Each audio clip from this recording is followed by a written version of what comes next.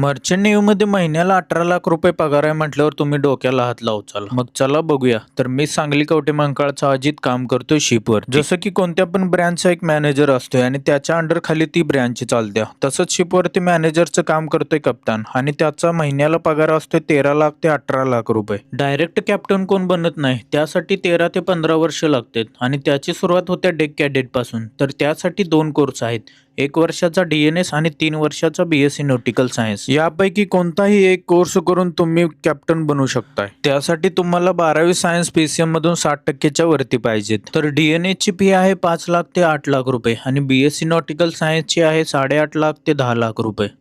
Course करण्यापूर्वी तुम्हाला IMUCT ची एक्झाम देऊन कंपनी स्पॉन्सरशिप घ्यायला लागणार. स्पॉन्सरशिप म्हणजेच कोर्स कंप्लीट झाल्यावर तुम्हाला जॉब मिळण्याची 100% गॅरंटी असणार. आणि हे कोर्स तुम्ही DG अप्रूव्ड कॉलेजमधून वयाच्या 25 वर्षाच्या आत करू शकता. आणि प्रत्येक कॅप्टनला 18 लाख रुपये पगार असते असं नाही, तर ते डिपेंड आहे कंपनी आणि टाईप ऑफ वेसलवर. तर चला भेटू नव्या एका व्हिडिओमध्ये. धन्यवाद.